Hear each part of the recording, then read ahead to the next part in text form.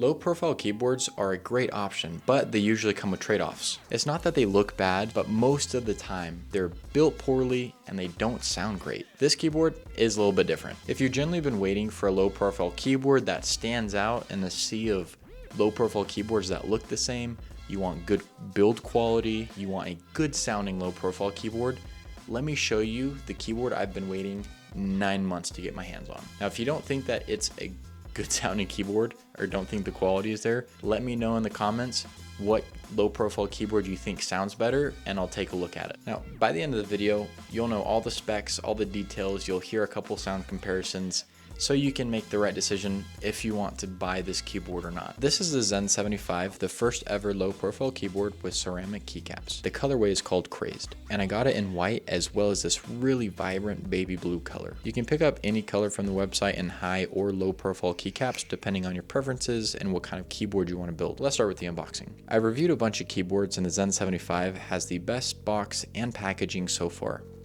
The design really made me feel like it's an Apple product with clean and a minimal look. Not to mention, it genuinely feels premium. And I sure would hope so for the price of this keyboard. The Zen75 will put you back $160, which is right around the cost of the iQuinex MQ80, which is also a low profile keyboard in the same price range. The contents of the box are pretty straightforward. We have the instructions with the warranty card, USB-C cable, a bright orange keycap puller thing. Now, one thing to note, the USB 2.4 GHz dongle does not have a designated place, so don't lose it. Then we have a couple of spare keycaps. It has tri-mode connectivity, which is pretty standard, and then the USB-C port on the top. The back is pretty clean with the Cherokee logo and flippable feet. Their first keyboard, the Zen75, didn't have them, and that was one of my negatives about that keyboard. There's also this cool textured pattern with circles, dots, and pluses. First thing I noticed how dope the Crazed keycaps are, and second thing I noticed is the weight. It's a whopping 2 pounds, and it makes sense with the ceramic keycaps. For the sound comparison, I have a Thocky keyboard, the Kidus NJ98, and then I'm also comparing it against the sound of Cherokee's first keyboard, which is the Zen75 Panda.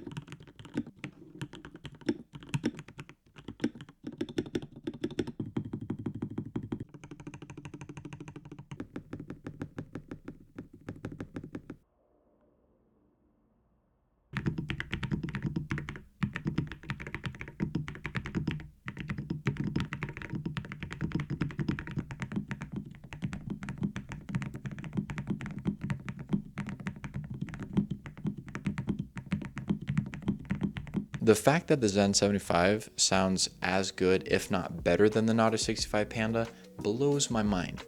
For being half the size of a normal switch and keycap, it is so impressive. Now let me show you really quickly the size differences because I think it is absolutely insane. I honestly am a huge fan of ceramic keycaps because they feel crazy when you type on them, and it's very quality, very premium. Nothing against plastic keycaps, they're fine, they get the job done.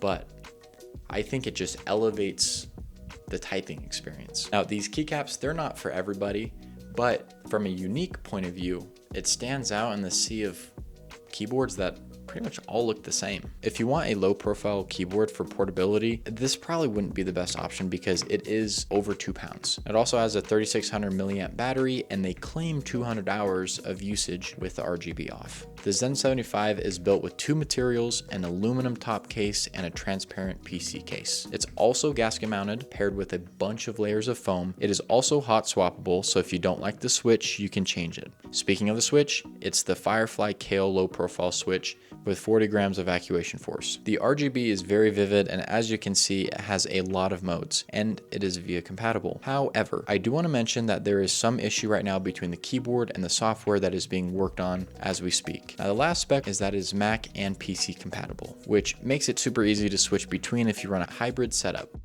If you watched the whole video, I appreciate it. Hit that subscribe button if you've enjoyed the content. There's a lot more coming. And if you want to see a full breakdown of the Zen75 Panda, I'll have it put up here on the screen.